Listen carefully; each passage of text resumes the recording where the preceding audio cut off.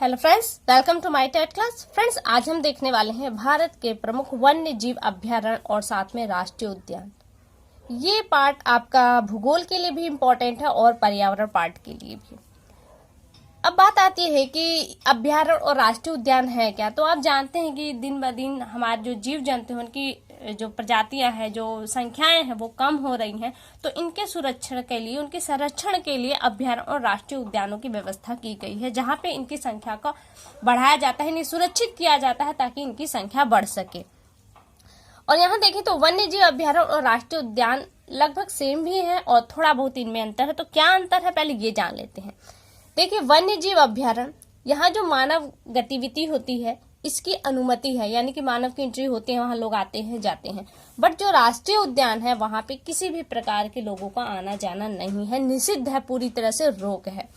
वहीं पे वन्य जीव अभ्यारण्य की बात करें, यहाँ पे जो वहाँ के नजदीकी लोग होते हैं, आसपास के क्षेत्रीय लोग होते हैं, वो अपने पशुओं को, मवेशियों को लेकर चराई का कार्य कर सकते हैं।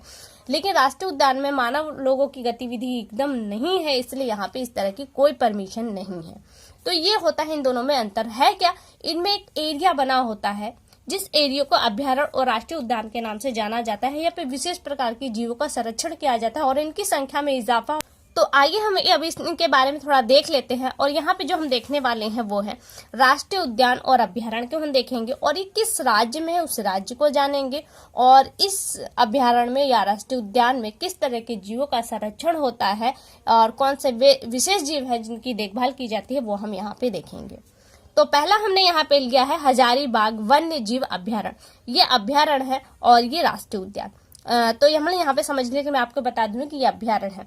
तो हजारीबाग वन्य जीव अभ्यारण्य जो है वो आपके झारखंड राज्य में है, और यहाँ पे जो जिन जीवों का संरक्षण किया जाता है, जिसमें आपका भालू, चीता, तेंदुआ और सांभर जीव वगैरह आते हैं।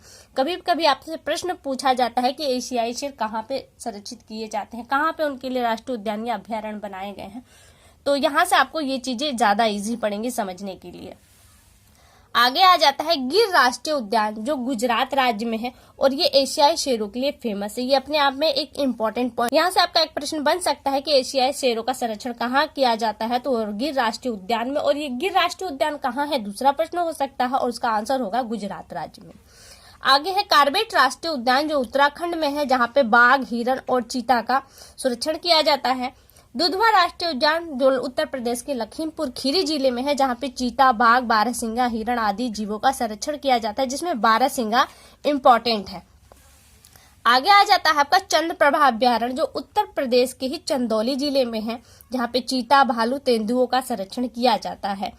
तुंगभद्रा अभ्यारण्य, जो कर्नाटक राज्य में है, यहाँ पे काला हिरण का संरक्षण किया जाता है। ये इम्पोर्टेंट है आपके लिए कि प्रश्न बन सकता है यहाँ से। मानस राष्ट्रीय उद्यान, ये पिछली बार यूपीटीटी का प्रश्न आया हुआ है कि एक सिंग वाले गैंडों का संरक्षण कहाँ किया जाता है, तो राष्ट्रीय मानस उद्यान में किया जाता है। और ये कहाँ पर है, किस स्टेट में है, तो वो असम में है। यहाँ पे हिरण का भी संरक्षण किया जाता है। अगला आ जाता है कांजीरंगा राष्ट्रीय उद्यान, जो असम राज्य में है, और यहाँ पे एक सिंग वाले गैंडों का भी संरक्षण होता है। लेकिन ध्यान दीजिए कि एक सिंग वाले जो गैंडे हैं वो मानस राष्ट्रीय उद्यान के लिए ज्यादा जाने जाते हैं। यहाँ पे आपके एक सिंग वाले गैंडे आते तो हैं, असम में ही है, क्योंकि दोनों असम में ही है, लेकिन कांजीरंगा में कम है। यहाँ पे चीता, जंगली सुअर आदियों का संरक्षण जीवों का किया जाता है।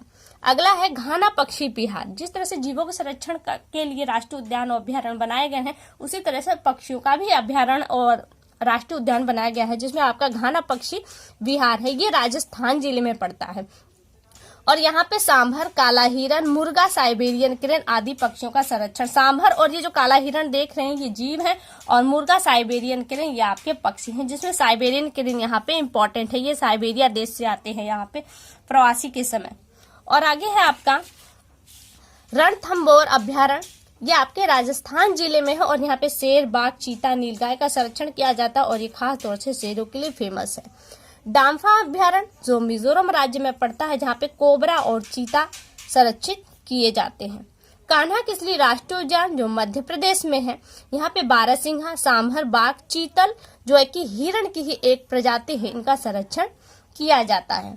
अगला आ जाता है रोहिल्ला राष्ट्रीय उद्यान, जो हिमाचल प्रदेश में है आपका। ये कस्तूरी हिरण के लिए फेमस, ये इंपॉर्टेंट है आपका, इसे ध्यान दीजिएगा।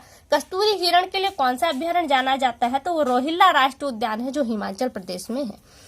अगला है सुंदरवन राष्ट्रीय उद्यान। गंगा नदी का आप डेल्टा जानते हैं, ये वही सुंदरवन है जो पश्चिम बंगाल में है, और यहाँ पे बाघ, चीता, हिरण, मगरमच्छ जैसे पशुओं का संरक्षण किया जाता है। ये बाघों के लिए और खास तौर से जो खारे पानी में जीव रहते हैं उन जीवों के लिए, जैसे मगरमच्छ है और भी जीव हैं जिनका संरक्षण किया जाता है। आगे है आपका सरिस्का राष्ट्रीय उद्यान, जो राजस्थान में है। यहाँ पे तोता मोरों के संरक्षण किया जाता है।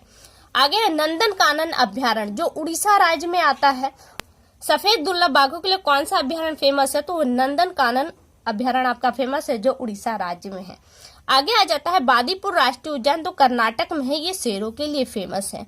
आगे है बन्नेरघाटा राष्ट्रीय उद्यान, ये भारत का पहला तितली उद्यान है, ये प्रथम तितली उद्यान है जो तितलियों को लेकर बनाया गया है, और ये कहाँ पर है, ये बेंगलुरु में। ये भी आपके लिए इम्पोर्टेंट है कि भारत का पहला तितली उद्यान कहाँ पर है, तो बेंगलुरु में है, और किसका क्या नाम है, तो बन्नेरघाटा राष्ट्रीय उद्यान इसका नाम है। तो फ्रेंड्स, यहाँ से देखिए आपके भारत के प्रमुख जीव अभ्यारण्य और राष्ट्रीय उद्यान कंप्लीट हुआ, और ये भूगोल और आपका जो पर्यावरण का पार्ट है, दोनों के लिए ही इम्पोर्टेंट है। आपको वीडियो कैसी लगी एक बार कमेंट करके हमें जरूर बताएं। अगली वीडियो में आपसे फिर मुलाकात होगी, तब तक के लिए नमस्कार।